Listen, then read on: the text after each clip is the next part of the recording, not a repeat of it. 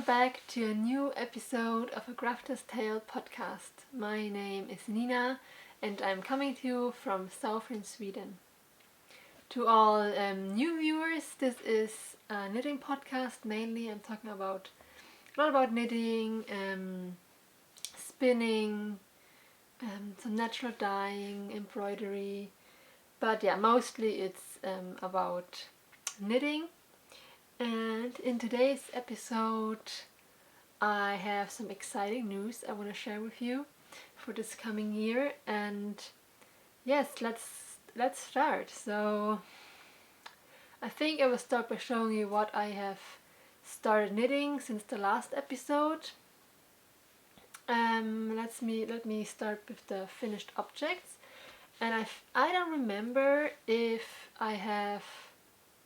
the socks were finished last episode, but yeah, I will show you them anyway. So lots of hair. So this is the julsockan is the pattern name, and the Christmas socks I released on Christmas Day, and yeah, they are now available in my Etsy shop. In my Etsy shop and my Ravelry store. And they have this lovely detail, this cable detail on the heel. I hope it's focusing. And on the cuff as well.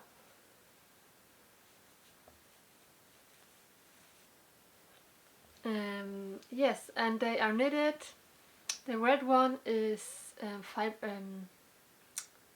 Rauma Finul. It's a non-superwash yarn. It's not a sock yarn per se, but yeah, I have used it for socks a couple of times, and I think it's okay. It's yeah, you get holes in socks after a while, of course, but yeah, I think I really like it for socks, and yeah, if it has the right yeah, anyway. Yeah, and the speckled one is from Woolen Twine. She dyed it, but that was a couple of years ago, so she don't has this base anymore in her shop, unfortunately. But yeah, you can switch it with any kind of yarn. It was pretty similar to the Rauma Finul, and the Rauma Finul has 350 meters, yeah, per 100 grams. So almost like a sock yarn. Yes, and then they have this pretty little colorwork detail on the cuff. So it's a pretty simple pattern, but yeah, elegant with the cabled cuff and heel, and really fun to knit. So yeah, if you're interested, go to my Etsy shop or my Ravelry store. You can find them there. So this was the first finished object, and then I have some Christmas gifts that I can show you because I sent them off to Germany. The mittens for my little niece with the horse on. I will show you a picture here. She was really happy. She really likes them. And then I also knitted this headband for my little sister, the snowdrop headband. And yeah, I can show you a picture here as well, how it looks on her. And she was really happy as well, so thank God they liked it. Yes, and then I have casted on a new design that is already finished. So here it comes. Let me show you. These are the Fläta Mittens. Fläta means braid in Swedish. Yeah, because they have this pretty braid on the top of the mitten.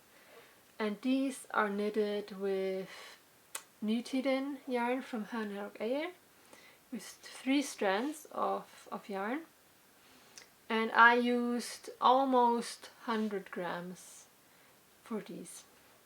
I think I weighed them both and they weighed about 90 grams, so almost 100, so 1 cake of Nutty then. And the cuff, maybe you can see that, is stuffed, so it's a double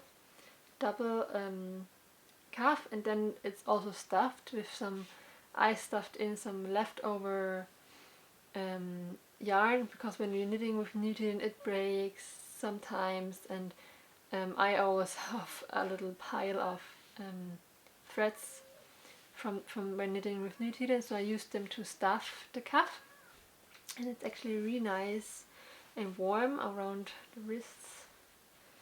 Yeah, and they look like this on. Really soft, really warm. They're really warm because it's knitted with 3 strands and with 4mm needles. Or yeah, 4 or 4.5. No, I think 4. Yes, and the pattern will be released on Sunday.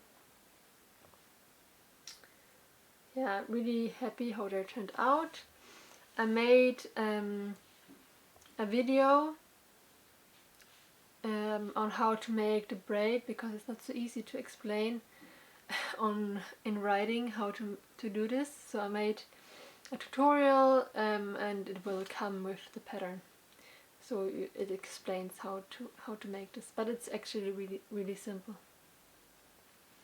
So yes, stay tuned for these Fläta Mittens coming really soon. And I think you can use any other kind of unspun yarn. There's Blötelope as well, and you have even other countries have really beautiful unspun yarns. You can knit them with spun yarn as well, I think, but I like how the braid looks when you use unspun yarn, because you can't see the different strands. It looks like one big, it looks really like a braid. And if you use spun yarn, it doesn't have the same effect, I think, on the braid. Yes, so this one I still have to block. This one is blocked already, this knot. It's a little bit more stiff, and yeah, you can see maybe that this is before blocking, and the braid doesn't look as, here there's some loose stitch, or there is a little bit loose, and on the side you can still see the strands of yarn.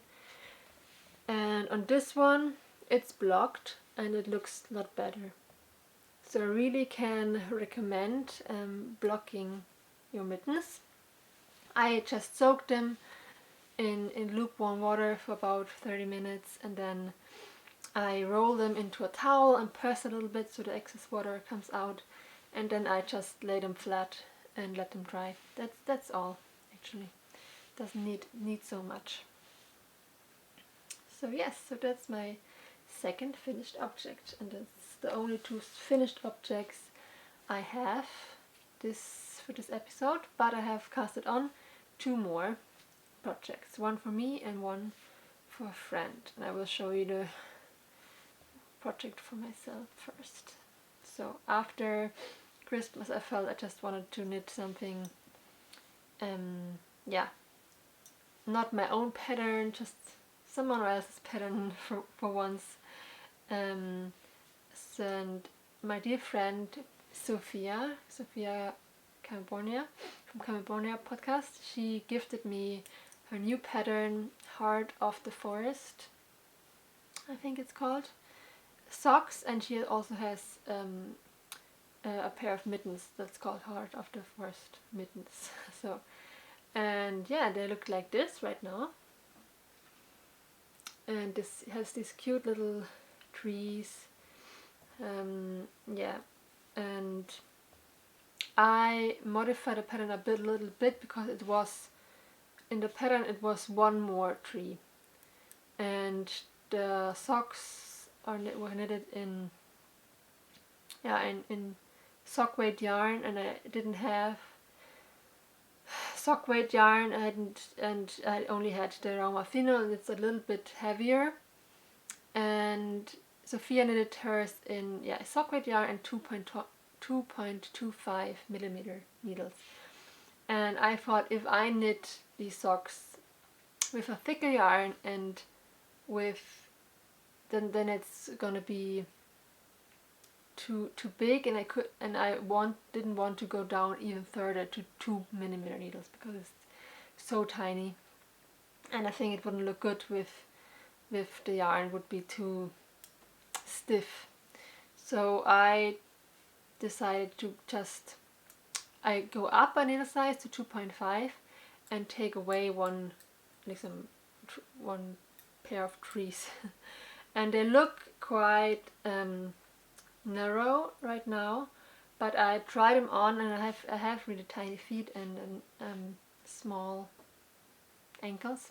So, and it's working actually. So in the beginning I was a little bit nervous that I couldn't fit them over my ankles, my foot, but yeah, it's working. And yeah, I haven't knitted on them in a while now because I had another big project that is secret that I can't tell you about just yet. So I had to pause all my other knits and just focus on this one. But now I'm finished, and now I can continue with these socks. They're really cute. And I'm knitting this in leftovers from my mystery mittens. Yeah, talking about my mystery mittens, I can't show them to you again because I gifted them to my sister. They are off in Germany. But the pattern is now available in both German and Swedish. And the English pattern I made because it was four different PDFs on Ravelry. I made one of them. I put them all into one file. So you don't have to download 4 different files for this pattern. And I also changed the name, so it's a proper pattern name. So the English name for the mystery mittens is Winterbirds, and the Swedish name is Julfinkar, because the birds on the mittens are bullfinches. Yeah, that's the English name, I think. Many of you thought that they were robins, but it's actually bullfinches. And yeah, Fink is the Swedish name for finch. And in German they call it Weihnachtsgimpel, and it's also Gimpel is the German word for bullfinch. And so yeah, you can find them in those 3 languages in my Ravelry store and in my Etsy shop as well. And yeah, so many of you have knitted these, and I'm so happy that you like this pattern so much. It really encourages me to make another mystery knit along next year. I'm already looking forward to it. It's only January. So yeah, thank you so much for buying the pattern, and yeah, it makes me so happy, so thank you. And yes, so in the next work in progress is a sweater, not for myself, it's for a friend, and it's I'm making an Icelandic sweater, the Riddari sweater, and I've cast it on for the body a couple of days ago. Looks like this. And yeah, it's for a friend, but I'm getting paid a little bit for this project, and I have a lot of Loki yarn for this, and the colors for the yoke will be these 3 colors, so all in natural tones, and it's really fun knitting on this. It has been a while I knitted with lead loopy, and it's just flying off the needles. I think I started 2 days ago and it's already knitted this much, and yeah, on 4.5 millimeter needles, so it's going really fast, and I'm already looking forward to the yoke because that's the most fun part, I think, when knitting an Icelandic sweater. And yes, so that's my progress so far. Yes, so then were all my works in progress. I have also the cardigan for my sister in New Zealand. It's in this bag. I haven't knitted so much. I can show it to you real quick. So let me show you. Yeah, I haven't come really far, but it's knitted in a New Zealand yarn in 1 strand, and I have to say it's not the most relaxing knit because the yarn is breaking quite often. In some places it's really thin and I have to just layer it over again, and just, so it's not always so easy, but the fabric is really nice and really soft, and I think it will turn out really beautiful once I'm now almost finished, I think, with the yoke, or the top part, and I'm longing for when I can separate for the sleeves because I don't have as many stitches anymore, and it goes a little bit faster. Yeah, but so this project has to be finished as well. Yes, and I really want to cast on a sweater for myself, but I have promised myself to finish these 2 sweaters first before I cast on something for myself. And yeah, so I have to wait a couple more weeks, hopefully. Yes. And then in the beginning of the episode I said I had some big news I wanted to share with you. So here it goes. Saga is now the age that she can be in daycare a little bit longer, and so I have decided to start my own company. Finally, it has taken me a while to get there, and because of course getting children is always pauses your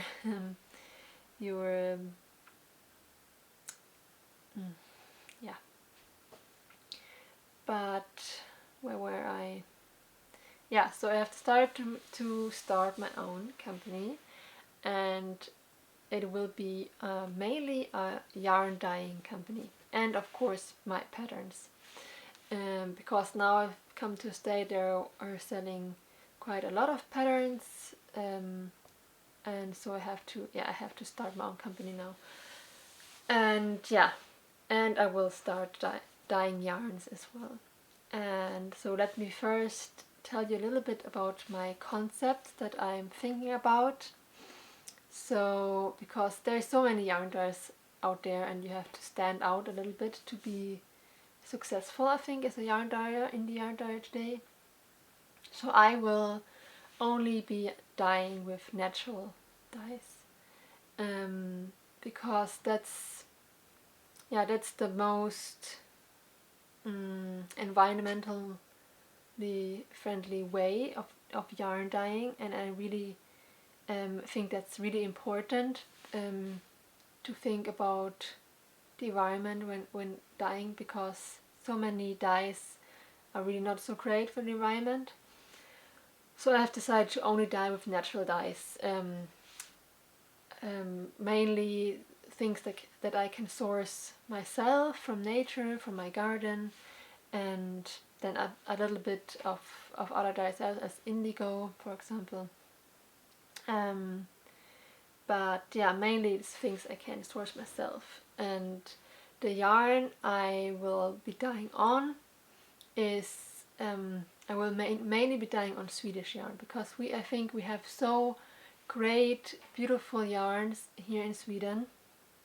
And yes, Sweden is not known for its it's great yarn. It's more like Iceland and Norway, and they're really famous for their yarns. But we in Sweden, we have also really um, beautiful sheep that produce really, really beautiful yarns. Not, of course, not as soft as many British yarns maybe are, but yeah, really, really high quality and really nice. So, and one base that I've ordered some bases, or 2 bases I have already that I will be dyeing on. I will show them to you.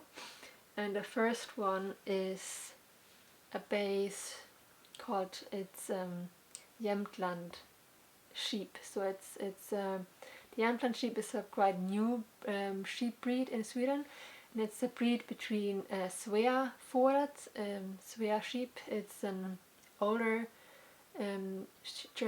Swedish sheep breed, and merino sheep. And I think I don't know how many years, maybe 10 years it has been. There's this new breed in Sweden called Jämtland sheep, and it's called Jämtland. Jämtland is it's a region in Sweden, in northern Sweden, and it's there they made the breeding, or they, how do you call it, they created this new sheep breed. So that's why the sheep is called Jämtlands får. And this is the base from the Jämtlands får. It's a sock weight yarn, and it's spun a little bit. It has a high twist, so I think this will be perfect for socks. And yeah, it's doesn't feel so really soft yet, but once you wash it and wear it, it will become just softer and softer and softer all the time. So because this one is not washed yet, and this one I washed, and you really can feel the difference from, yeah, this is much, I wouldn't say rusty, because it's not scratchy. It's just that it has a high twist, so the surface doesn't feel as soft. But yeah, when you wash it, it will fluff up a bit more, and then it gets softer, and when you wear it, then it will just get softer and softer, because Jämtland's wool is really, really soft. I have had Jämtland's yarn before that was spun really, it was woolen spun. This is worsted spun, and it was so soft. It was like the softest merino you could imagine.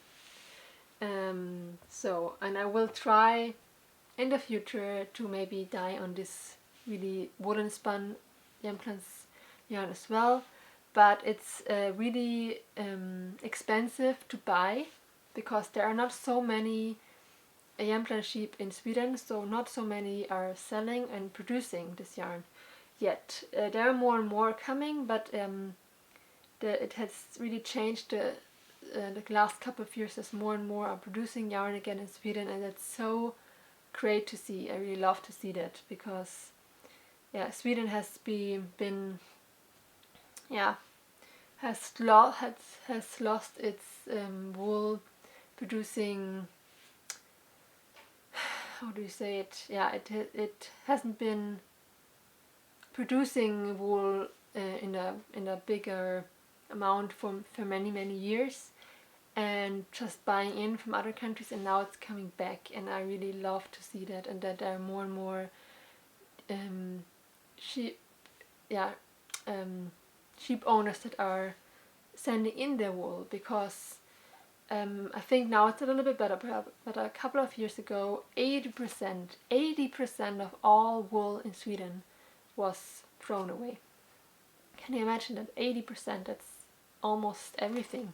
So only 20% were used to produce yarn in Sweden, and it's changing now slowly, and I'm so happy to see that. So I really want to help small businesses in Sweden to highlight our beautiful Swedish yarns. So that's why I want to really dye on some Swedish bases, and I have ordered another base that is a mix of Gotland and Finul. It's also an old Swedish bead, and some more, don't remember, but also a mix of 3 Swedish breeds, and really beautiful. It's on a grey base and hasn't come yet, but hopefully I can show it to you in the next episode. And then I have one base that I really like, and it's it's from Germany, and I've knitted on this base before, and it's this yarn. It's the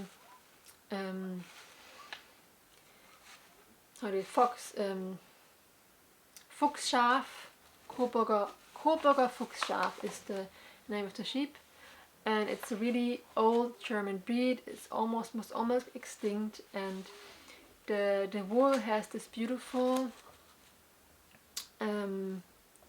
reddish color, beige reddish color, and because of that it's called a Fuchsschaf, so fox sheep.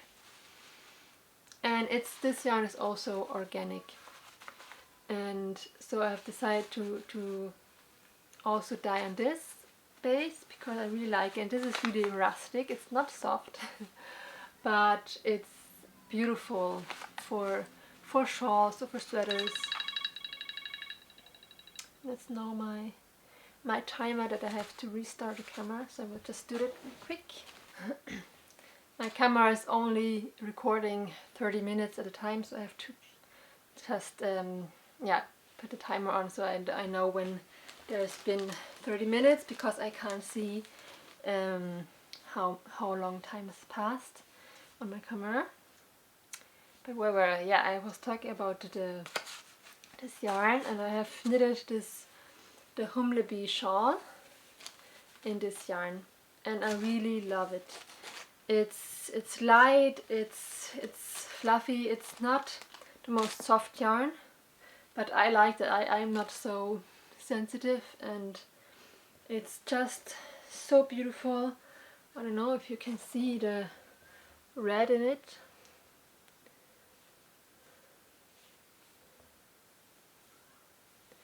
So, and I think it's really important to also use yarns that are from endangered sheep breeds, as this Coburger Fuchsschaf. And I have also ordered some wool rovings from this sheep breed that I will dye on. I'm really excited to get this and start dyeing. I have so many ideas and how I want to dye the yarns, and yeah, I've already been in the forest and foraging things I can dye on, so like all the cones and oak leaves and stuff. So that will be, I'm really looking forward to starting. But the problem is right now that I need some funding, because it costs a lot to buy in yarn, to buy pots, to buy how do you call them, cooktops, stoves or stuff. And yeah, so I decided to start a Ko-fi account, and if you want to support me, that I can start my own yarn dyeing company, then you're so welcome to donate or become a monthly giver on Ko-fi. So yeah, so I can start my business, because I really want to share with you and dye yarns and sell yarns, of course. And if you want to support me in this, you're so welcome. The link to my Ko-fi account in the box down below. And yeah, I'm forever grateful if you want to help me to make my dream come true, basically. Yes. there something more I wanted to talk about? Yeah, if you of course you also can support me by buying one of my patterns on Ravelry or in my Etsy shop. And yes, what more can I tell you about my ideas? So yes, to connect everything again. I will only be dyeing on natural dyes, so you won't find any superwash merino yarns, and there will be a lot of rustic yarns probably, and a lot of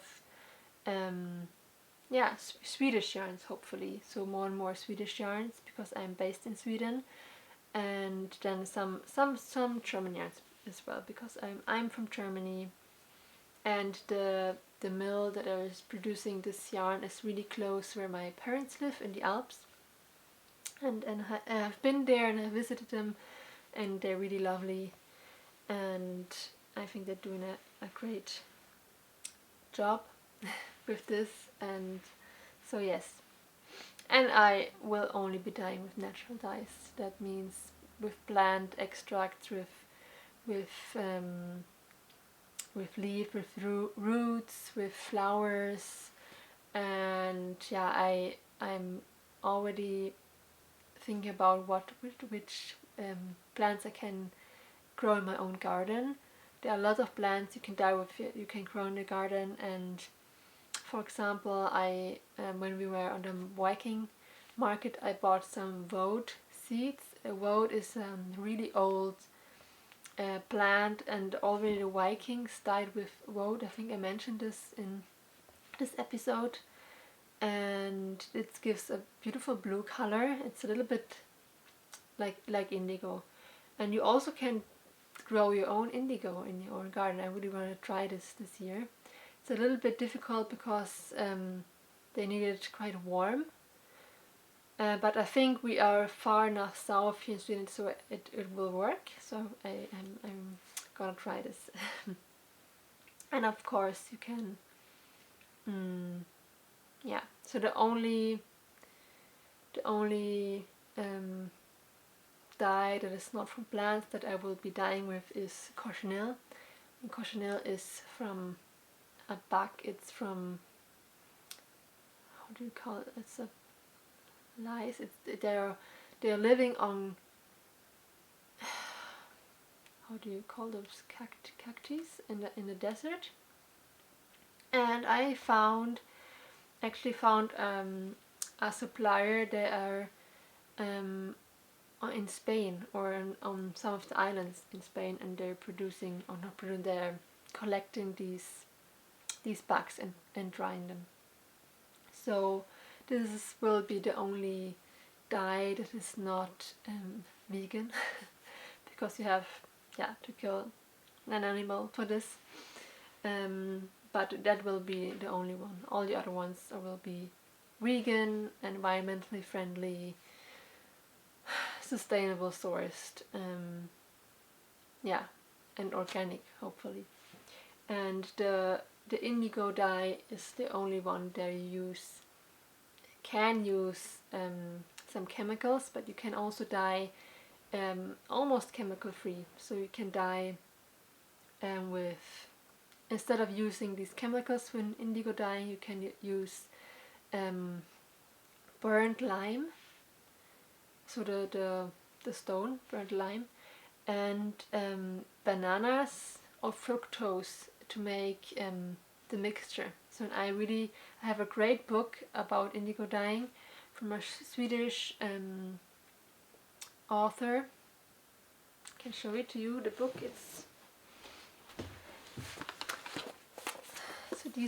this is the book about indigo dyeing. It's from Kerstin Neumüller and Douglas Lubanko.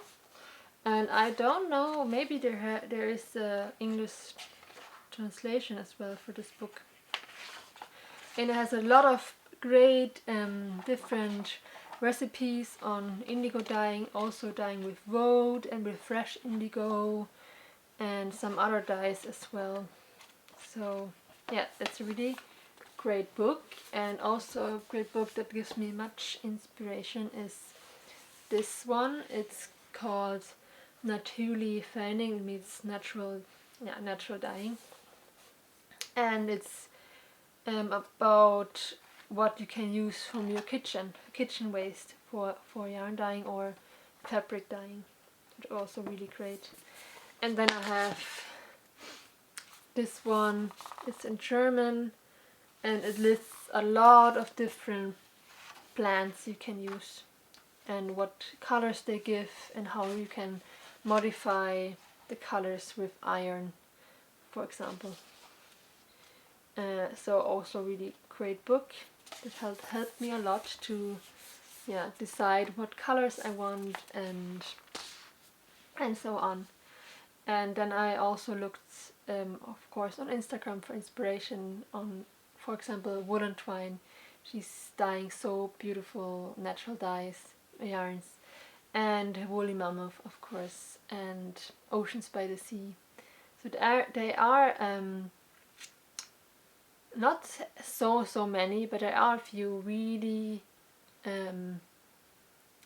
beautiful natural yarn dyers outside. They make beautiful yarn, and if you don't know them, check them out. I can list the names down below I just mentioned. And yeah, so woolen twine, she's based in Germany, and woolly mammoth is based in Ireland, I think, and oceans by the sea, I think she's from USA, US, I think. I'm not quite sure, but I think. And of course there are many more, but these are the three that I really like, and the subtle colors, the muted colors, and so yeah, I will draw inspiration, of course, from nature, from Swedish nature, and dye my yarns inspired by this. And yeah, I really hope you are as excited as I am over this, and I really hope that I can start dyeing really soon. Right now I have only a couple of skeins from my bases that I want to start dyeing on and try out different colorways I have in mind, and I will show you, I will take you with me on this journey, and I will show you the yarns. So hopefully in the next episode I can show you my first results already. And yeah, as I said, if you want to support me, go to my Ko-fi account or buy a pattern. I would be forever grateful. Yes, so I hope you liked this episode, and give it a thumbs up, and subscribe if you like this YouTube channel. And I see you next time. Bye!